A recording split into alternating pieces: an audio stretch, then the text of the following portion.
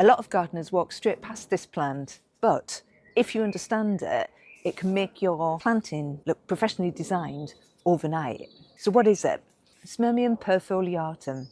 Now, I know this is Jolly Brollies, but I've noticed everyone else seems to be calling it Alexander's. So what is it? It's a biennial with acid green bracts and umbels. It has a native-ish look, but it's not actually native. It grows fast and critically it appears early in spring before a lot of the perennials have come out, following which it disappears.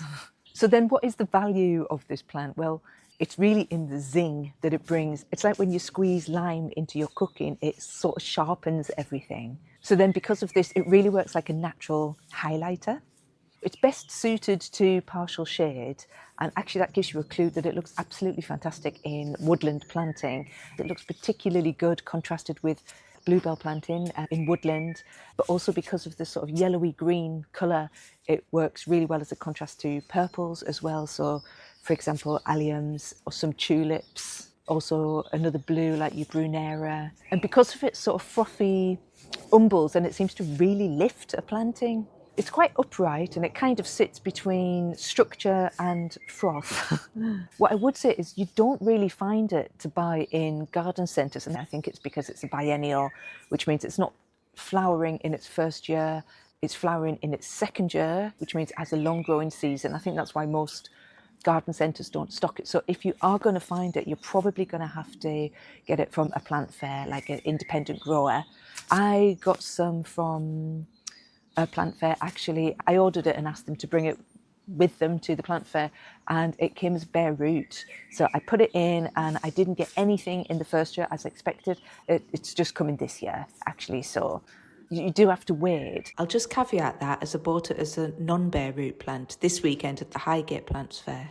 Also, people who do know it often caution against it because it's a prolific self-seeder. I actually think that's a real plus point because it's kind of sowing itself, and therefore the pattern that it puts out is really naturalistic. You know, it has a real natural effect because it's not human designed. I like that aspect of it. And it's not too aggressive. It does self-seed, but it's not aggressive, I don't think. So then when would it not be good? Well, it wouldn't be good in formal planting because it's quite unpredictable because of the self-sowing aspect to it. Plus, it doesn't really have that vibe, you know. It's a loose plant, and also it's a bit punk because it's so zingy, or dare I say zesty, or is the word zesty a painted word these days? Because the kids have kind of adopted that and changed the meaning somewhat. What I have noticed is it often gets confused for a euphorbia because it is quite euphorbia-like, but it's straight kind of up and down, really doing its whole thing very early on. Mine's flowering now in April, and come May, June, the whole thing will be over. So it is literally just really for that gap in between. I mean, if you think about that, it will naturally come up with bluebells, then that's about the kind of timing that you want to think about it. Following which it basically just goes dormant for the rest of the year, and then you will see it again next year, on the presumption that it has actually sown some seeds. And you know, once it's in your garden, it's in your garden. So it's just a case of getting it established in the first place. But I think it's well worth it. I love it.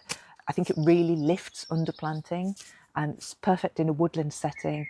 It's not like a showstopper plant. It's not like a main actor. It's more like connective tissue. You know, it's a kind of plant that will bring the whole look of your planting. It will bring it together and make it feel cohesive. So Smyrnium Perfoliatum, one of my favourites. Take it forward, plant your pitch up, and enjoy yourself. See you in the next vid.